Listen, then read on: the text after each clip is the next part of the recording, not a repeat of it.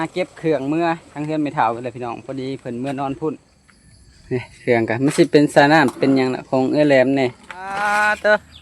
เอากันยาซอยก่อยพี่น้องพวกเป็นผ้าสิประมาณนี้แข็งปันยังนี่มาแตกมาทิ่มลงสบายดีสวัสดีด้วยพี่น้องเด้อสบายดีเป็นสุขุสุขคนที่คำหับส้มพี่น้อง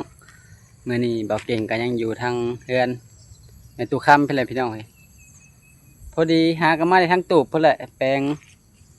เนี่ยสิไปใส่กุ้งเพราะว่าหาบ่เห็นซ้ำหูมันขาดมือก่อนบ่เก่งใส่ในลุ่มนี่แหละมันมีกระปูใหญ่เข่าลายแล้วมันกัดขาดแล้วหาบ่เห็นเมื่อยหาแล้วก็เลยมาเก็บเครื่องเมื่อทั้งเฮือนไม่เท่าไปเลยพี่น้องพอดีเพิ่นเมื่อนอนพุ่นพอดีบ่มีพายุแต่หน้าเพิ่นก็เมื่อพุ่นถามพระเจ้าว่าเพิ่นเมื่อพุ่นเบิดว่ะก็เลยมาเอาเครื่องเมื่อก่อนบ่มีพายุนี่เครื่องกันมันสิเป็นสาน้ำเป็นอย่างละของเอื้อแหลมเนี่ยระดับหลวกระดับน้ำนี่เห็ดเทือนทำอิฐพุ่นแหละใส่กระถางมาเลยเห็ดเทือนลุงตูบลุงท่านนำมาส่งกันซับเครื่องอันนี้แนว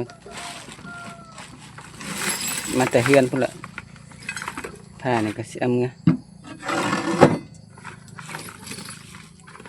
ชีเอาคนตีปลาไว้เผื่อมืออื่นมีแนวเห็ดบางที่มีแนวยันลุงเพิ่นออกมาเบิ่งแล้วมีแนวอยากต่อเติมเอาแต่คนตีแล้วก็เห็ดตะปูไว้เพราะว่าประเภทเลื่อยนี่ซิมีดอกแถวตะทานแต่แนวไปพอได้ตกไว้เห็ดตะปูยังหลายอยู่ในตะปูจะเป็นลักตะปูซิปลักตะปูกุ๊บนี่พอดีเมื่อเห็นหาไปเห็นลักตะปูทงเดียวบ่ฮู้ว่ามันมีเล็กอื่นน้ำจนแล้วจังเห็นพี่น้องเอ้ยขำมาอะไรอยากสีลมๆพี่น้องครับแต่ตอนเห็ดกระตูบให้ไปเท่าทำบ่ล่มปันใดถ้าล่มๆนี่ก็สีย่างย่อหลังก็สีขึ้นเพราะว่าจับผู้เดียวทางเทิงก็ได้กระสีกับบางๆของมือนี่จับกะย่านมันบาดต้องอันหนึ่งก็อยากจีกได้มันบางคนมีแต่กองพื้นพี่น้องถ่ายการท่านในเผามันพ่นโต๊ะเรียนมือพ่นเผาบ่ได้เดี๋ยวปะมันแดดก่อนพ่วมแดดได้มือไปปลายแหละมือนี้กะแดดแต่ข้าบเช้าคำแรงมันก็อยากขึ้นเนี่ยจนค่ำมันจะเห็นแสงแดดน้อยหนึ่งสีเอามาปะไว้ทางตะทานไว้สักก่อนแล้วจังสีเอาเมื่อเพราะว่าบ่เก่งสีไปใส่รอบสักก่อนยังกำมาเอาปะหลดไว้พี่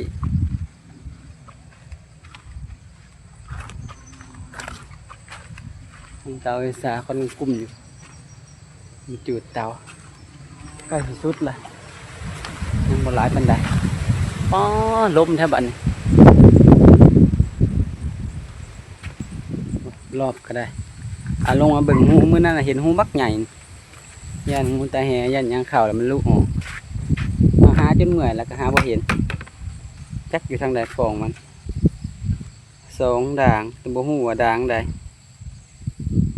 หาจนเหนื่อยก็บ่เห็นหูใหญ่เติบสิประมาณสำดำผ้าแล้วหูรุดออกแต่ว่าปัดมาเบิ่งหาไม่เห็นจักมันสิอยู่วางใดลืมบ่อนมันก็กว้างเติบได้ยาวเติบเพื่อสิหาเห็นแล้วอยากสิหาบางอีกเทื่อนึงยังไปใส่ย้ายไว้นี่สิเป็นเหยื่อห้าวพี่น้องมันตกโมกมันละปลาไปโดนลายนั่นนี่มันถึงอายผลก็เลยสิไปใส่ว่าจักสิเป็นอะไรมันตกโมกมันละพี่น้องผมเป็นสีขาวขึ้นล่ามันละอ้ำก็ได้ถือเนี่ยผลถือเลยเน่า เสียไปเสน้ำสักก่อนให้มันซุ่มๆมันไปปนบางคนก็ใส่กับปลาแดกพี่น้องแล้วแต่สูตรไผ่สูตรมันใส่ยังก็ได้ที่มันจับตูกันได้กับห้ำเหนียว พวกข้าวพวกหยังนี่ก็ยังใส่ได้เลยพี่น้องแบบข้าวเหนียวข้าวเจ้ามาปั้นให้มันเป็นปั้นมันก็ยังได้เพราะว่าประเภทกุ้งมันบ่เลือกปานใดดอกมันแล้วมันก็ข้าวขอเพียงแต่เขาใส่ถือบนเท่านั้นเองใส่บนบ่มีกับบ่มีตาทานเอซาคันกุ้งเป็นกำลังจูดได้หลายเติบแล้วกำลังขวัดปากมันบกว่าไปครึ่งหนึ่งโมแม่มันรู้บ่นี่นะ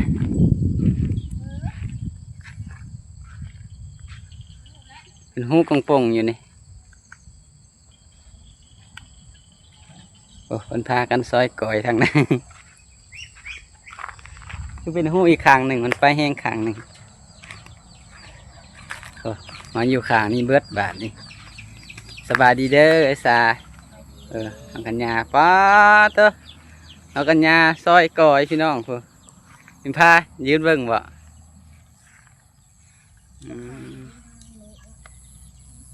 ฐานลุแล้วพี่ไปได้ลายเติมแล้วซอยก่อยพี่น้องใส่บางๆโต๊ะซอยก็ได้ไผ่ซอยก็ได้พี่น้องง่ายห้ามบริจับก่อยหากอามาบนนี่นะเตรียมเกลือเตรียมมันไหวแล้วก็ไปทุบเสียดายคนหาลายเนาะหามาคุดกับหมูคุดและงามก่อยอะไร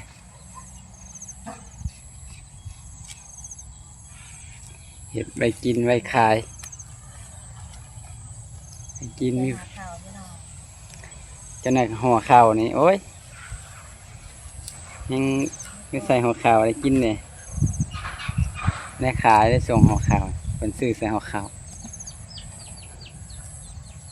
กระสอบหนึ่งคนได้นี่กันย่าบอกไปคุดนะ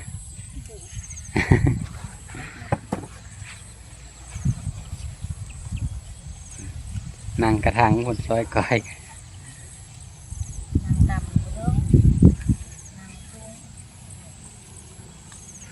ซอยมันใส่มีดธรรมดาหรือว่าจับซอยพิซซ่าแบบนี้ไว้ปานกับแป้งไม่ได้พี่น้องไอ้เปิ้นแห้งคาปานลมมาย่านคันบอกพิมพามันบกคันมันห้ามบริใส่เกลือมันห้ามใส่เกลือแล้วห้ามบายแล้วมันคันอยากเห็ดได้เนี่ยเบิ่งทรงแล้วนี่เห็นไอ ยืนเผาอยู่อยากลองบอกพิมพา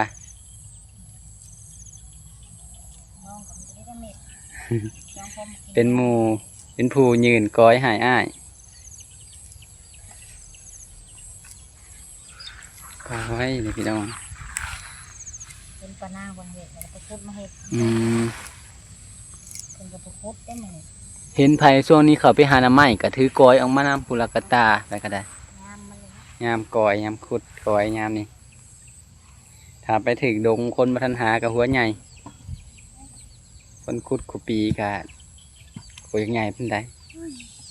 มันก้อยปีนี่บ่เนี่ยก้อยปีนี้ก้อยปีกายเนี่ยมันก็เหี่ยวมันก็ตายก็สิมันปีต่อปีแล้วมันถ่ายก่อนมันเป็นขุปีเดี๋ยวไหวหลายปีมันก็เหี่ยวมันก็หันไปที่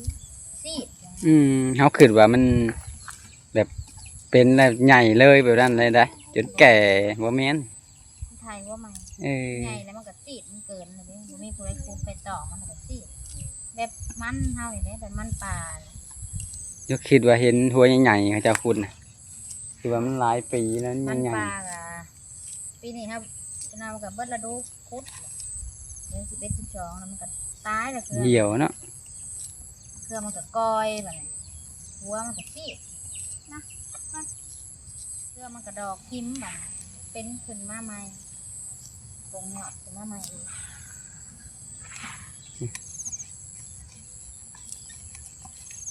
มันเป็นหัวตั้งแต่สิได้ที่ยางนี่หัวเดียวก็พอตอนบางๆทิศหนึ่งจังได้กินพี่น้องเห็ด มื้อนี้ทิศหน้าเพื่อก้อยเน่า วันทิศกับวันทิศคนแรกอย่างเดียว ครบทิศ มื้อนี้วันทิศหน้าพุ่นละเด้อบัดนี้โอ้ย หนาเลยยังไปกินกันไปกินไว้แบบบ่หานกิน ย่านเนาะแอนเน่าเห็นยังนี่สีแล้วมันน้อยใส่ออกสีอยากขาวๆก็แม่นเหลืองๆก้อยข้าวเหนียวก้อยข้าวเจ้าปนกัน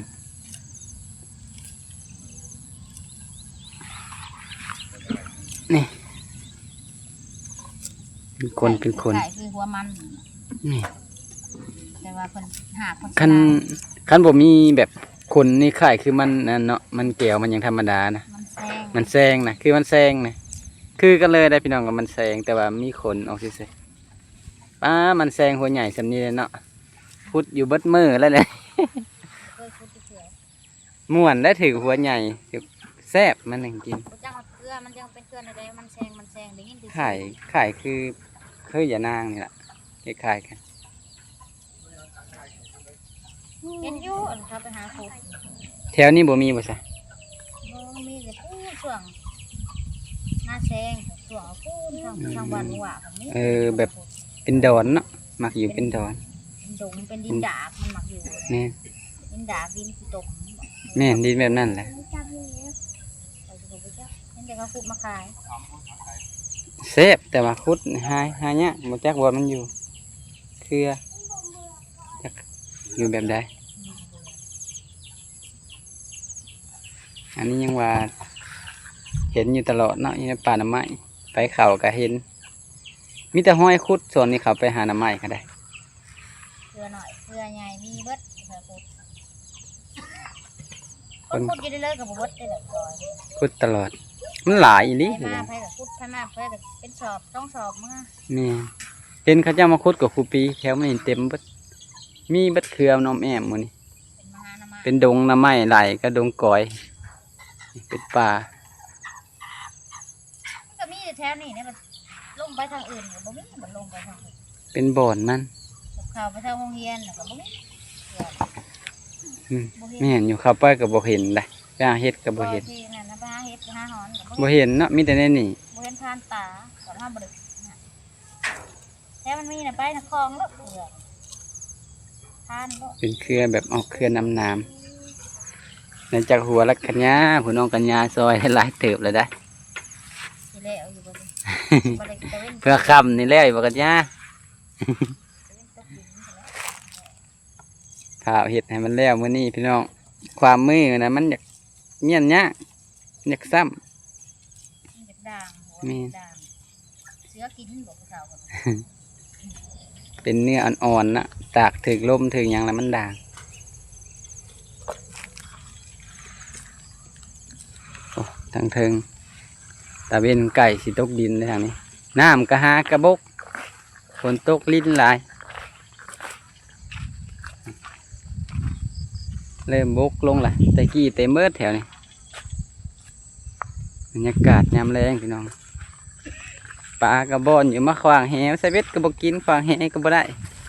เมื่อก่อนเห็นพอน้องกันย่ามาขวางได้อยู่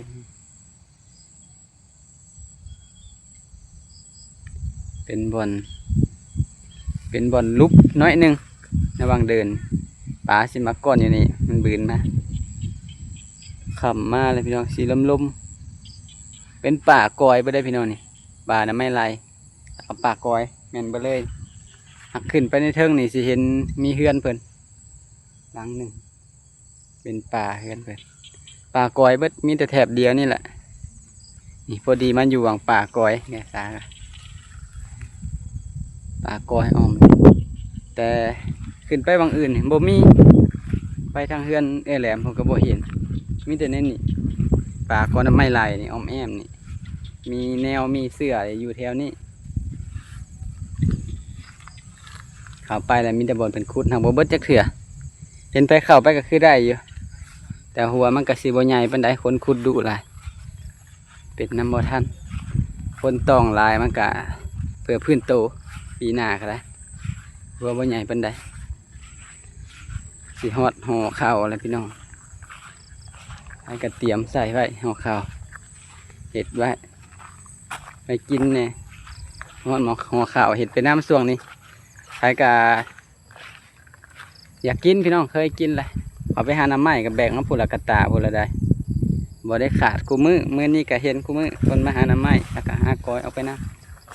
ก็ยังพอได้อยู่ไปเข้าไปตำลังก็ได้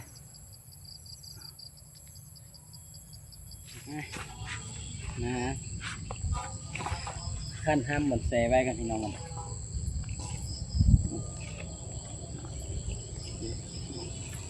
บริเวณเหนียวปันใด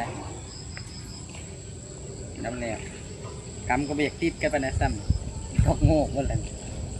ติดก้อนไผ่ก้อนมันทำกันเลย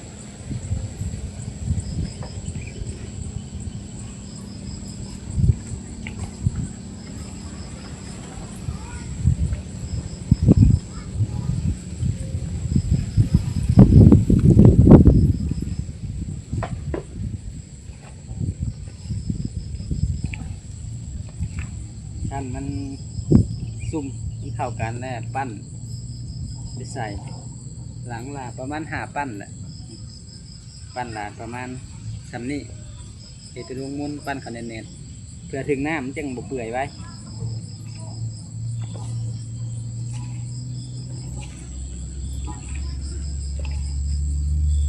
เริ่มซุ่มแล้วคันไปคันมา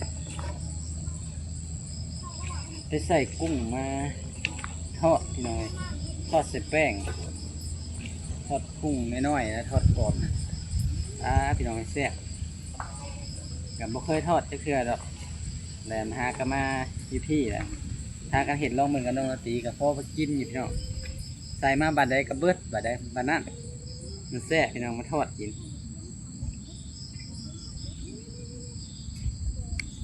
เก่ามีแต่ขวดอันนี้ทอดเอา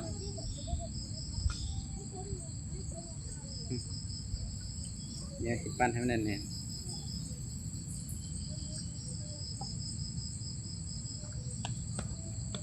ประมาณ3 นี่เนาะ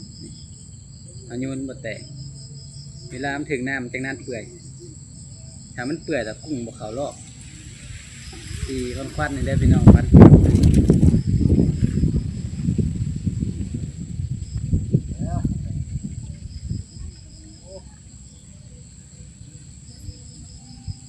ใส่ล้างละ5 ก้อน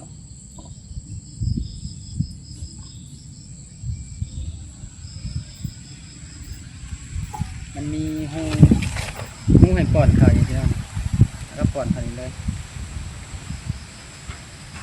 2 ก้อน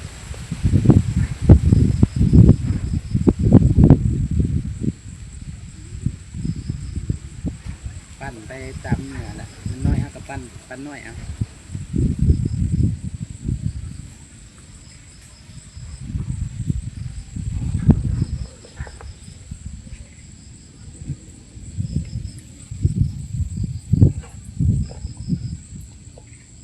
พยายามปั้นไว้ให้แน่นๆพี่น้องใส่ปลาใส่กุ้งคือกันเบิดปลาคือกันเขาต้องปั้นแน่นๆเกลือน้ำน้องบ่นแต่น้ำลายปลาเขาไปกินแต่มันเรียกว่ากุ้งเข้าไปแล้วมันสีเห็ดให้มันแตกมันจะออกนอกรอบแล้วมันสิบข่าวรอบกุ้งมันบริยากเข้ารอบก็คือทำปั้นเหนียวบ่ได้มันแตกออกนอกรอบเพราะว่ามันบริทีอย่างนี้มันนั่งห่างมากันแล้วเฮ้ยอยู่นอกมันก็กินอยู่นอกคือแล้วบ่ข่าวรอบครับ4 ก้อนแล้ว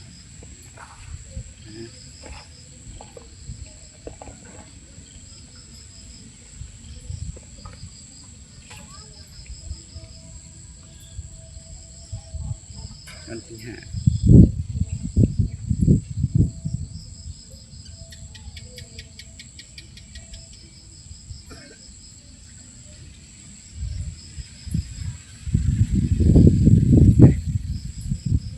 ปั้นเนี่ยก่อนพี่น้อยอีก5 ก้อนสุดท้ายแล้วก็ไปใส่เป็นแล้วพี่น้องบ้านนี่ปลาสิประมาณนี้แข็งปันยังเลยเนี่ยนี่มาแตกเอาทิ่มลง10 ลูกพอดีเอากะเอาใส่ลูกละ5 หลังพอ นี่ประมาณนี้